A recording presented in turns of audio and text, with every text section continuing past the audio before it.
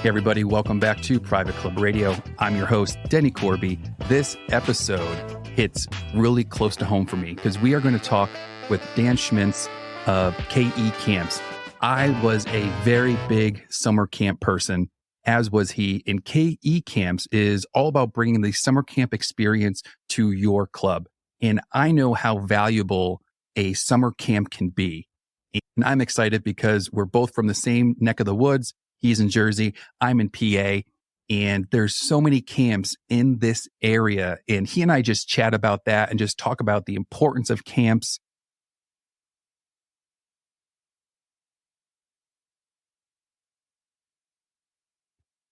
We talk about camp experiences. We talk about discussing the evolution of camp culture, both of our own journeys in the camp world and how it impacted both of our lives.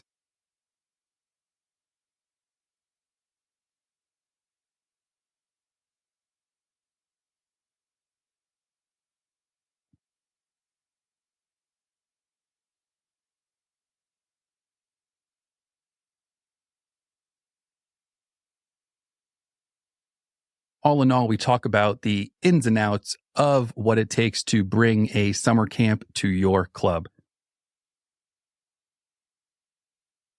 I had a really fun, enjoyable conversation. So please welcome from KE Camps, Dan Schmitz. So remind me, you were in Jersey and you worked at a camp. What was the original start? Because I know I just found the camp and I can't remember what your camp background was. Yeah, I mean, I was playing college tennis for a little while and wanted to kind of continue to work in tennis and with children. And my friend and I saw a newspaper ad in our college newspaper to work with kids in the summer and play sports. And I'm like, that's intriguing. And so we applied for this kind of random job, and it was through an agency. And so we got a phone call from Trails End, which is a high-end camp in the Poconos, as you know. It's just so weird hearing like these names come out. I know, right? I haven't heard these names for years. Yeah, and it was like such like a common thing. So sorry if you see me. No, it's funny. I mean, and I was 19, and we got like a phone call 3 days later, and we did like a 15-minute interview. We got hired like basically on the spot. We're like, what is this? And we were two kids from, Podunk, Minnesota. And now I don't think I had left the state at that point, besides like a family vacation to maybe Florida or Colorado. And now my buddy and I just packed up his little Mazda truck and drove out to the Poconos, not knowing what was happening. And funny story, there's a trailer park called Trails End 30 minutes from the camp. And so we pulled in and we're like, what is happening? Like, what is happening here? I don't understand. Like, the brochure and the VHS tape they sent us and a lake and all these things. And we're like, what is happening right now? And some guy comes out. He may have had a shotgun. I'm not sure. He's like, what do you identify yourself? We're like, we're camp counselors. You want the other trails? And we're like, yes, we do. Yes, we do. Welcome. Yeah. Welcome to the Poconos. The booties, Wayne the County, Poconos. Yeah. So that was our first experience. And then, I mean, it's just from there, just fell in love with working with kids. And like, there was something about like the community, sleepaway camp. Mm-hmm. There's something about the community that's built there and kind of, the culture of everything, which is really special. And that's, that was kind of what we wanted for KE camps was like, hey, how can we get the sleepaway feeling where everyone's balling in the last day because they've made these amazing connections. Yeah. How can we get that in a day camp, country club nonetheless? So you can get it at major day camps a little more, but how can you bring those traditions to, a camp that's not very traditional? And so that was kind of, I guess the impetus of KE camps and what we wanted to do, which was kind of cool. So yeah, 10 years in the sleepaway world, which was just an awesome experience. But it's a lifestyle. Which camps was that? It was at Trails End and Chestnut Lake. And Chestnut Lake was a new camp, which was meant to be a session camp for Trails End, and it butted up next to it. It was a former, like Hasidic Jewish camp hardcore that Trails End purchased to make the session camp. So it was pretty cool. So I got to be the first assistant director at a new camp, which was a cool experience too. Trying to recruit kids. Half my cousins went there because we just needed campers. So, well, for people listening, I don't know if this is going to even make it in, but yeah, like the Poconos of Pennsylvania, like I don't want to call it like the camp capital, but there's so many camps in this 2-hour radius. Yeah, I think Wayne County alone, world. Yeah, it's crazy. And I think, don't quote me in this, but I think Wayne County, Pennsylvania, I think there's 120 sleepaway camps in the county. It. I could be wrong, but I think that's the number. I could be way wrong, but I'm pretty sure. It's just the mecca of sleepaway camps. Then further north, you get, your New Hampshire, Maine, some beautiful camps up there, obviously, but yeah, so the camps in the Poconos, that's so funny. Yeah. Oh my God. I'm dying. There's a lot. This 120, that doesn't surprise me. Could be 60. That doesn't surprise me. Maybe I'm making things.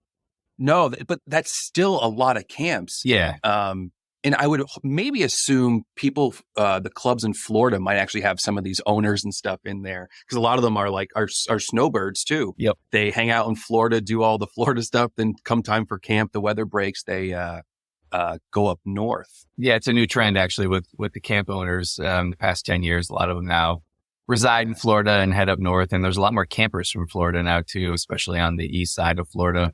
Interesting. Predominantly Jewish, Boca Raton and like those areas. Oh, yeah. And as the sleepaway camps used to be predominantly Jewish, and now they're, it's kind of, I guess the numbers are getting higher of non-Jewish families attending sleepaway camps. And that's why the session camp was kind of made for those families who we would call like a mixed marriage. Like my wife is Jewish, I'm not. And so a lot of those parents were like, wait a minute, my wife grew up going to 8 weeks of camp and I didn't go to camp. So they wanted those session camps as part of like well, my first night at Trails End, I'm from Minnesota and like the farm country where I graduated with 550 kids and not one Jewish person in Elk River, Minnesota. I didn't even, know what it was. And so the first night was Shabbat. And they light these candles and there's these big loaves of bread and they start saying prayers. And I leaned over to my co-counselor and he was from England. And I said, what the hell's going on? Is this a cult? And he goes, it's a Jewish camp. I'm like, I've never met a Jewish man. This is great. So by the end of the camp, I'm doing the prayers. I'm leading prayers. I'm eating the challah. I'm going crazy. So first you go to a trailer park. Yep.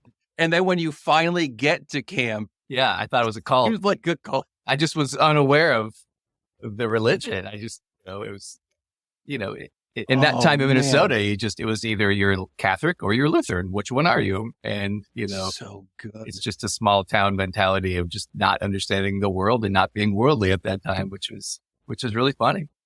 Yeah. I look back. I think I went to camp. I think I went to Pocono Ridge for about 8-9 years. I think it was almost 10. Long. And I was the only one who lived so close, like Scranton's 45 minutes away. Right. So we found out about this great camp. Everyone's getting bussed in. People are from all over. Like, where are you from? I'm like, 20 minutes away. They're like, how'd you get here? Weird, my man. parents dropped me off. Well, it was great though, because like they didn't have to overnight package it. Like, they just like showed up on time. And if I really needed something, my mom just come like drop it off. Like it wasn't a big deal. But I was afraid to leave my parents. And this was just supposed to be like a day camp. And I went for like one day. For me, Tom was awesome, hooked it up, was like, you guys are so close, whatever. And then I went there the first day and I was like, I'm staying. I can't be going home. Yeah, you have like FOMO where the other kids are sleeping in the bunk, right? Oh, that's pretty cool. You make those connections and it is like a camp thing. And then from there, I started off at 4 weeks. Then I went to Camp Poconos, did 6 weeks too. I think some had like different structures, like 4, 6, 8. And then I also would go to magic camp. So I would leave sleepaway camp to go do like a sleepaway serious magic camp. Yeah. So camp was in my blood. So what was your favorite part about camps? About the sleepaway camps? Yeah. I mean, I think it changed over the years. I think my first summer, probably, if I'm being completely honest, as a 19-year-old, probably going out with, to the bars with my friends, right? Like you meet all these amazing people from around the world, really. A lot of, counselors on J1 visas and all those things. And it was just a cool experience for like a farm boy from Minnesota to really branch out. And I think that summer I spent focusing on the wrong things. When I was 19, I was maturing.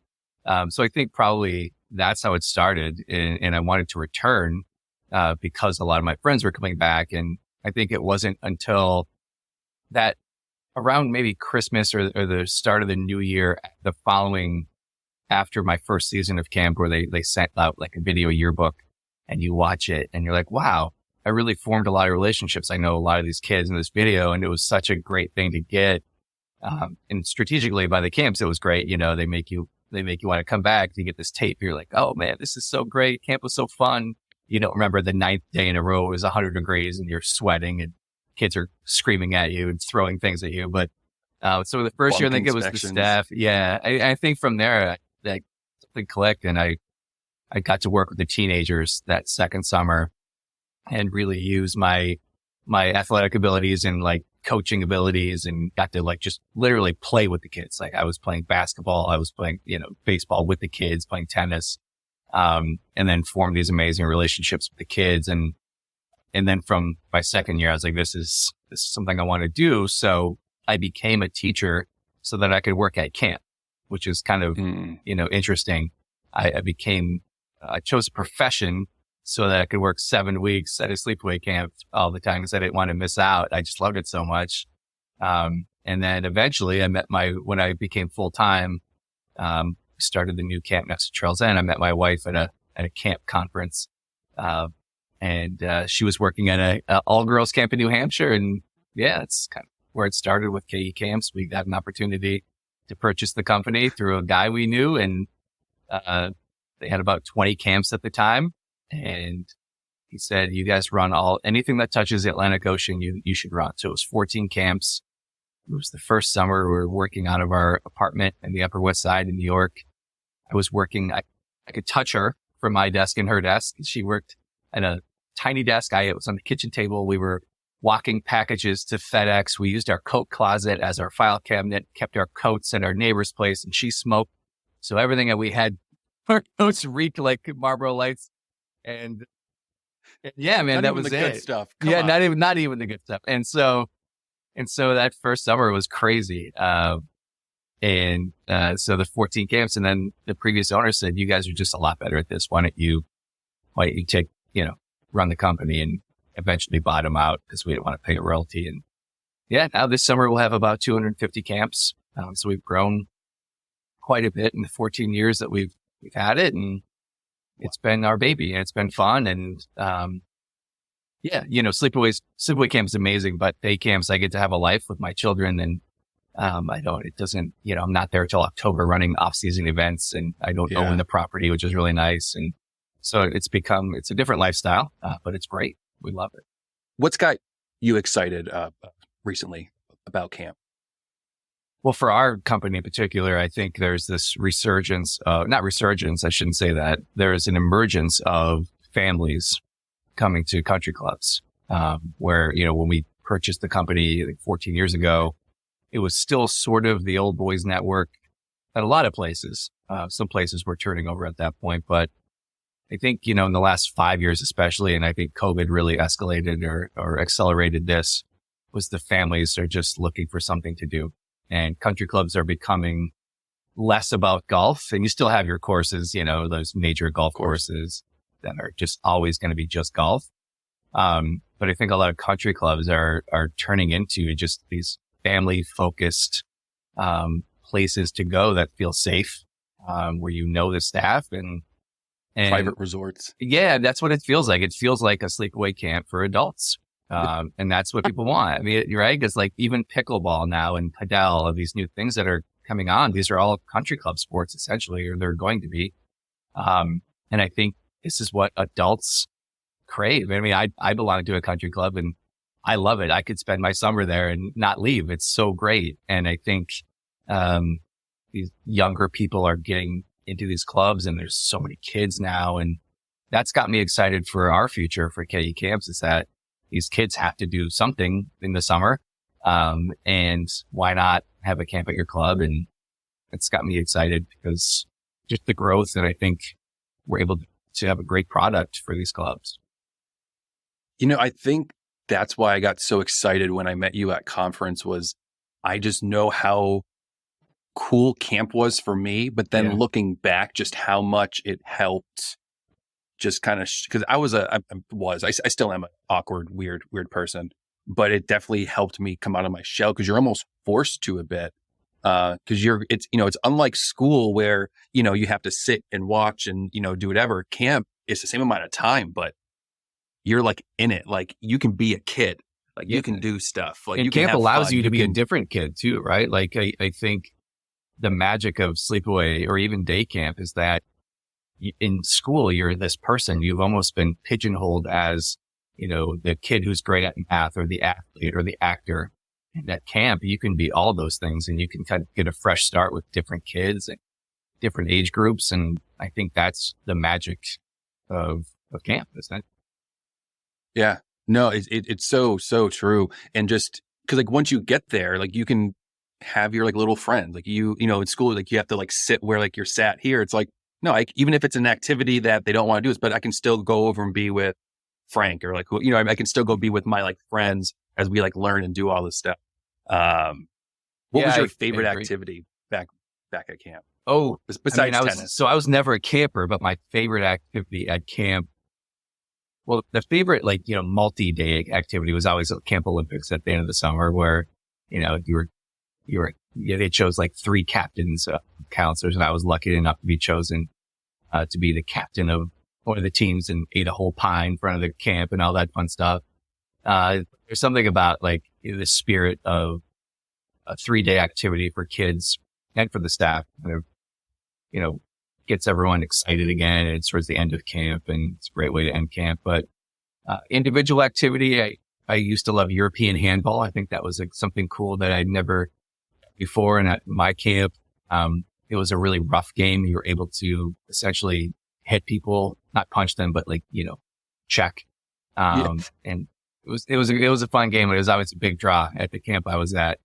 But another individual one that I really loved was called rope burn, where it was part of Olympics and there was 3 teams and there was 10-foot high holes with a rope across. Yep.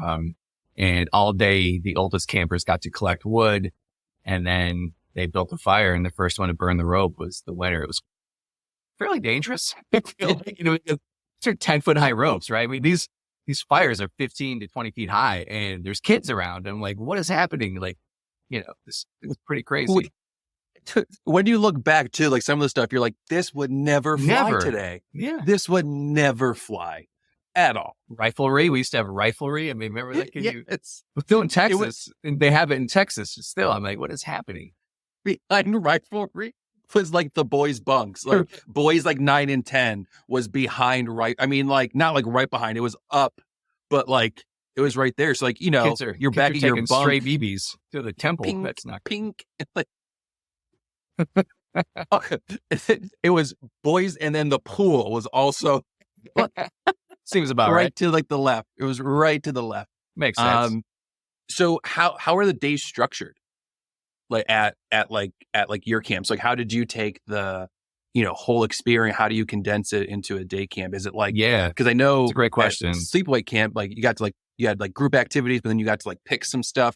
So how did you what are your camps? Well, we try to keep it simple. I mean, we have, having 250 camps, we have camps of every size. I have a camp that's got 150 kids a week. I have camps that have 12 or 15 kids a week. So you have a large camp, you got to break it down by age group a lot or by likes and dislikes and having some electives and things like that. But most of our partners will give us some golf and tennis if they have those sports with their junior and assistant pro or their pro. So we kind of start there with the amount of golf and tennis. We swim every day at the club pool.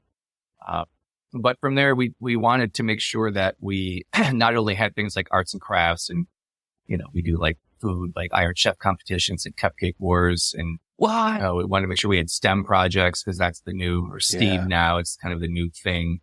But we also want to make sure that, and this is where the sleepaway thing comes in, is that we like to have traditional activities once a week. So things like our Wacky Wednesday, which sounds simple, but it's something that is in our program that the kids can identify that, hey, it's Wednesday, it's Wacky Wednesday, I'm getting dressed up, there's a theme today. My favorite is our Thankful Thursday. About 5 years ago, we started doing community service projects. And it's been just awesome because we'll choose, we have a span of 12 weeks of camp. So our earliest starts, like in Nebraska and end of May, and our latest goes in Nantucket to kind of the end of August. But we choose a non-for-profit each week for our campers to quote unquote work for. So this become just a fun, project for our whole full-time team to give back. So we do things like, dog toys for dog shelters and, our best. And I know that you have a dog, so I know that hits home for you. But my favorite is our Alex's Lemonade Stand. It's Kids for Cancer Research. And we usually pick a week in July where we have a lot of camps open that week, and the kids will run a lemonade stand, and the members will donate $1, $10, $20, $100. Sometimes it's crazy. They get a nice letter about who Alex is and the foundation and what it's all about. And our campers get to really learn, these are kids who belong to country clubs. They're great kids. They're affluent, and it's so awesome for those kids to learn how to give back at a young age, because these are likely going to be affluent people, from kids to people. And we think it's really important at our clubs specifically, that are operated at country clubs, for our kids to learn. And so it's awesome. A big deal for us. Yeah. And we were recognized by Alex's Lemonade Stand as one of the top contributors. And I think last year we maybe donated like $50,000 or something like that to them, which is great. And what's more heartwarming is every year we'll get envelope from a mom or a dad from across the country saying, hey, my kid loved it so much he did his own lemonade stand at home, and we wanted you to have this $36 that he raised. It was just like, that's where it's like, that what we're doing is really hitting home for some kids, which means a lot. It means more than anything for us, because we, our full-time team of 15, we're here in our office, and we're fielding calls. We're doing kind of annoying stuff sometimes with insurance. And so when we get things like that, it kind of brings us back to why we're doing this in the first place, which sometimes it's easy to forget sometimes when you're in an office and when you'd rather be out with the kids. So those things mean a lot to us. Yeah. So, I know how important and how much of a difference really good counselors and staff made. How do you find really good people for your camps? Hey, I tell you what, it's been difficult the last few years, with COVID, and just, it's hit the staffing market hard. The first few years, it was, a lot of these younger kids were getting government help and didn't feel the need or were too nervous to work. Then that turned into, hey, Taco Bell is paying $20 an hour. And all of a sudden your payroll is up 60%, and then you're raising prices, and parents saying, why are you raising prices? You're like, well, because payroll's up 60%. For us though, staff are everything, meaning we could have the greatest product, in a box that you can imagine. But once camp starts, if our staff aren't excellent, then camp isn't excellent. So, it's difficult these days, more difficult to find people. We're finding, thank God, in 23, it's a little easier this year to find staff. But we have an amazing system here where we pay a lot of money for it, where we type it in zip code essentially, and it kind of kicks out to every staffing website there is with colleges and everything. And we're able to find a good amount of candidates that way. And we hire teachers as our directors. And then we typically do an in-person orientation with those people. So this year we're doing orientations in Chicago, New Jersey, San Francisco, Austin, Texas, trying to get everyone in person that we can as our camp directors. And the rest of them, we have a great online training, like webinars, things like that. So our training process is really, it's gotten pretty crazy since COVID, because we were forced to make a change, which is good. But it's pretty intense, and there's a lot involved, and it's something that other clubs can't do. That when they run their own camp, they're not training their staff like we're training our staff. And I think that's another reason that we're doing so well. because I can imagine it's you're not just trying to find somebody, Right. Like you're trying to find a very specific personality and a very specific thing. Like it's not like I'm not saying anything bad about Taco Bell, but there the barrier to entry might just be a little bit lower there than with. Right. You need more qualifications to work at a camp than you likely would at Taco Bell. Doesn't mean Taco Bell's bad. Correct. No, nothing against Taco Bell at midnight when I was 19. But let's be honest, there was not a Taco Bell at 19 when you were near Trails End. No, not there. Nothing. There was a Wendy's and a Lies. McDonald's. Yeah, that's true. No, but I think you make a good point in that, if we have a camp and we need staff and only 12 apply, you're not just hiring. Our philosophy is keep looking. And if we push the limits a little bit, we'll wait, until we find the right people. And sometimes once in a while, it'll kind of come back to bite us because we'll have to we'll have to spend more money to find that person, and that's okay. But even so, we'll find these great people and we'll interview them, 3 interviews. They'll meet the club and the club says, this is an amazing person.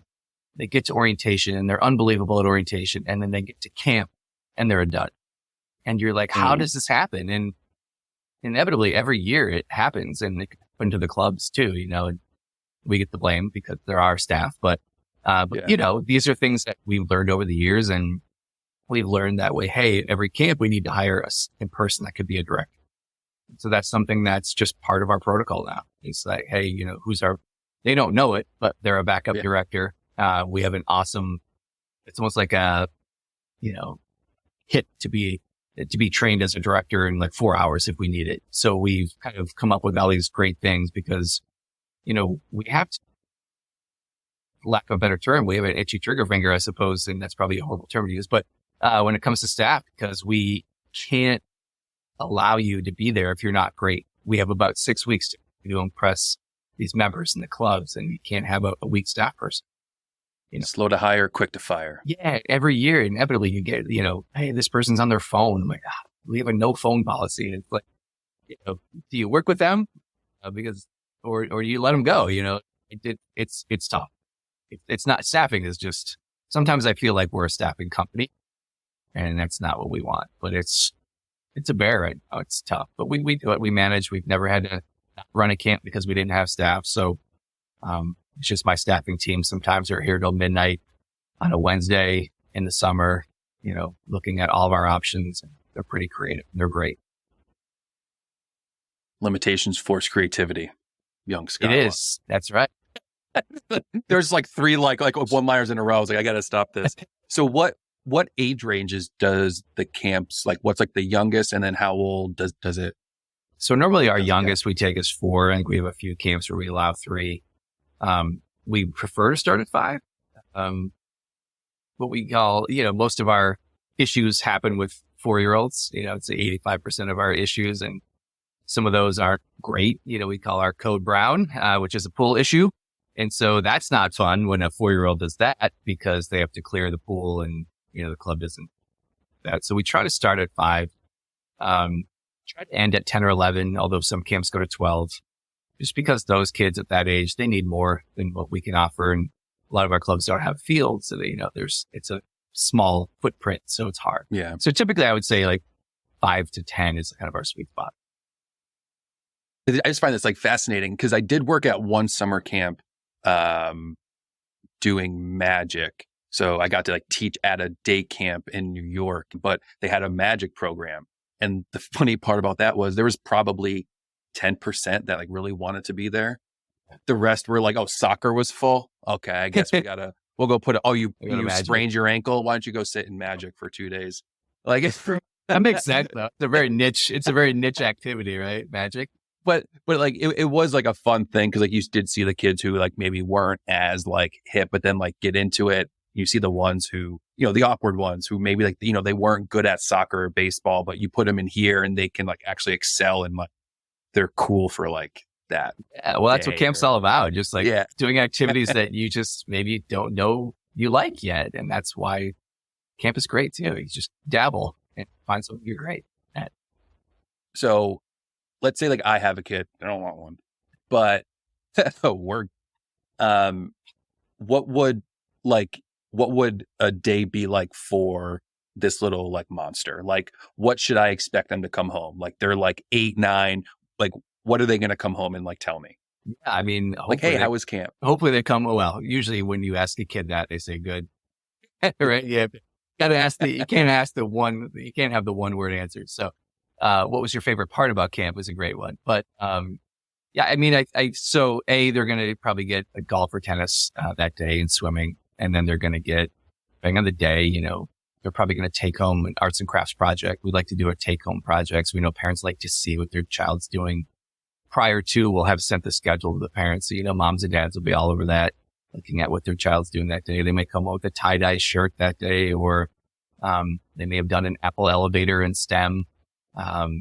They started the day with our hello camp with like a weather report and sports, the joke of the day, and they ended camp with our goodbye camp and, saying something nice about another camper. Or it was a Friday, we have our smile band ceremony. It's an acronym for sportsmanship, mindfulness, inclusion, leadership, and enthusiasm.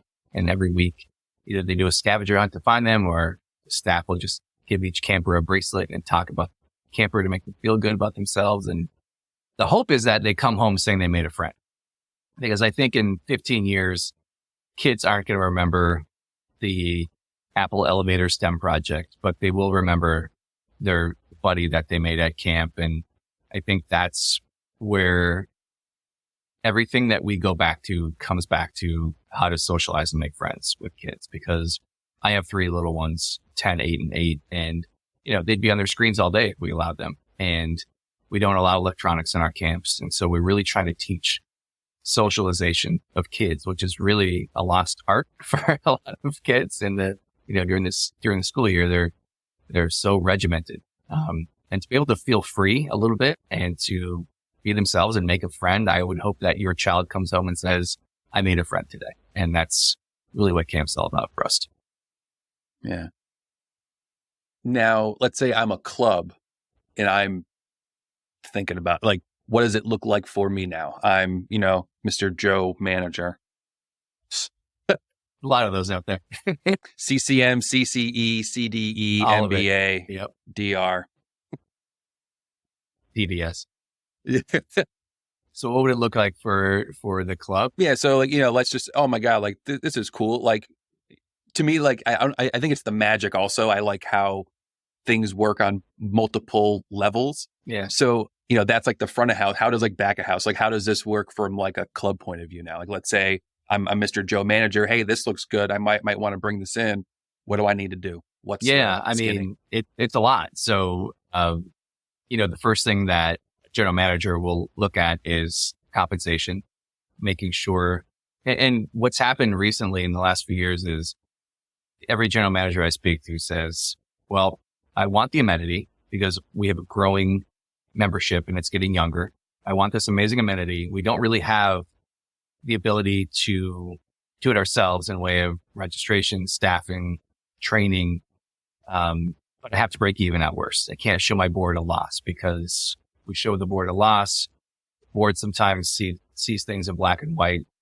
A lot of attorneys, accountants on boards, and they just see, hey, you're in the red. And what they don't see is, well, maybe member retention is higher because of camp.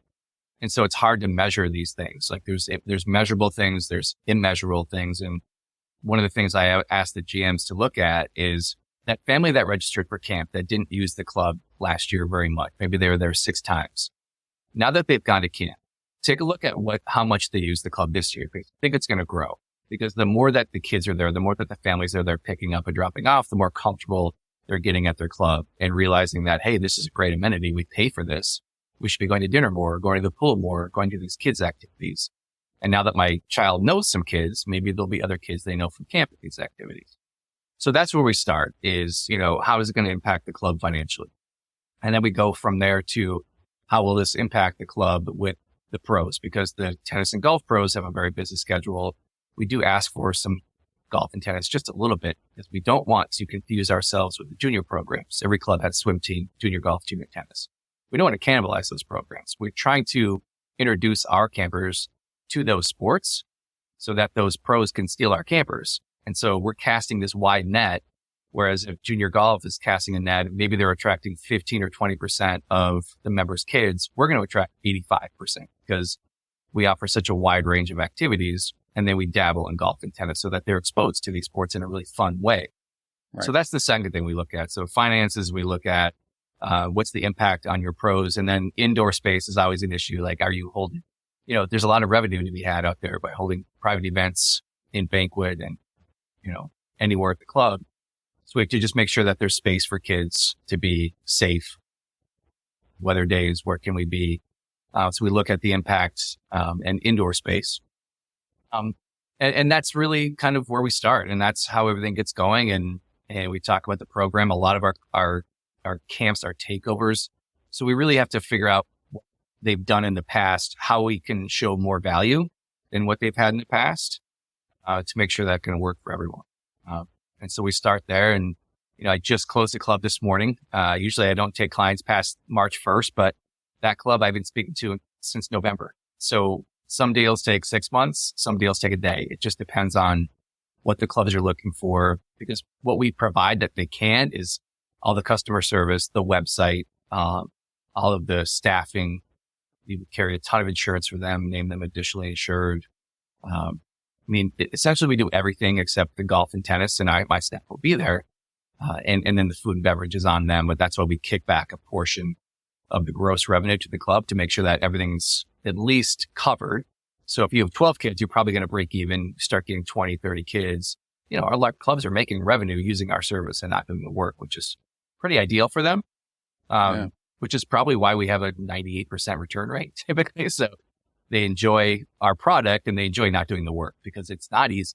And then you throw in state licensing in a lot of our states that we have to get licensed, and that's a huge deal and it's not easy. And probably 90% of clubs who are running their own camps are running illegally and they don't even know it. Nor should they be sniffing around so fast because it's not so easy. So we do a lot of work. We pay for a lot of permits. We do a lot of extra certifications for our staff in certain states. And there's a lot to know, and clubs are kind of blindly running camps. And that's okay. They shouldn't dig in too far because the more you dig sometimes, the stinkier it gets. So, but that's, there's a lot. It's a loaded question with a lot of answers, but that's kind of where we start with everything. Gotcha. What's pricing like? So how does that, what are just some number? I don't just all right. So hey, it's, average camp is X amount, how much do I need to break even? How much am I going to make off these? What are just numbers? I don't know. It's just fascinating. It's an interesting point because it's all based on demographics. So, what we charge in New York, we can't charge in Alabama, right? It's just different. So there's a lot of different pricing is difficult. So we have camps that range. I think our lowest is probably $250 a week and our highest is close to $800 a week, just depending on where you are, what our offerings are. The club, we look at initiation fees. What are the dues? What are the comps in the area? Because what we like to do, we price higher than the comps in the area. So a local YMCA camp, we should be higher than that. We're at a private country club. Kids are getting golf, tennis. They're in a pool. The ratios of our staff are about 5 to 1. Wow. Our staff are a lot older. We probably average 22 years old and above, whereas YMCAs are 15 or 16-year-old kids. So we look at a lot of those things. We don't want to price ourselves out of the market, but we have to be competitive. And so, did the camp sell out last year? We have, 150 camps that sell out with wait lists of 30, 40 kids. Can we demand more? And if we charge more, what can we offer? So we want to make sure the parents aren't saying, well, you're just, gouging us because you can. Well, because staffing, every year we raise our staffing higher and higher so that we get the best people that we can. It's just a better experience, but pricing's hard. And, you have clubs that are $250 and it's hard for the clubs to break even because the food and beverage is expensive. And so we'll work with clubs to say, hey, well, maybe we can do a member billing for food, or maybe we can do optional lunch so that parents don't feel, hey, it's $250. It's a lot for me, in Southern Illinois. It's a lot. And so maybe I can choose to have the lunch for $35, or maybe I can pack lunch. And so that's the way to kind of, allow people to come to camp. And listen, these are country club members. They have disposable income, but you'd be surprised. Maybe you wouldn't be surprised, but country club members also are very aware of what they're spending, as all of us are. And so it's a very tricky component. Have you found that food and beverage, like has that been like a good like pivot for people, is like, oh, well, if we can take out this, then we can like accommodate here? Has that been a good workaround? Sort of, because I think parents want all inclusive. They want to pay the price and that's it. Not think about it, because we don't want to feel like we're nickel and diming, we don't want to feel nickel and dimed either, because we have a registration fee, because we give them camp shirts and there's all this administration fees, and it's a one-time per summer. See, then you're like, well, if I'm coming for 1 week and I'm paying this reg fee and now I'm paying for lunch and I'm paying for tuition, it's getting expensive. And then we'll see complaints there. But it is a way to kind of make sure that the club isn't losing money, because the food and beverage has skyrocketed as well. The average is probably $35 to $40 a camper per week to feed a child at a club. Well, if you're charging $225 and you're getting X%, maybe you got to pay your pros for their time. Now you're going to be losing money. So we have to get creative with it. Interesting. That's so cool. Yeah. Love that stuff. It's not that cool. Yeah. I mean, listen, it's great because, if you think about it, and Neil Werner is the guy who came up with the concept and started this in 1999 with one camp in Las Vegas.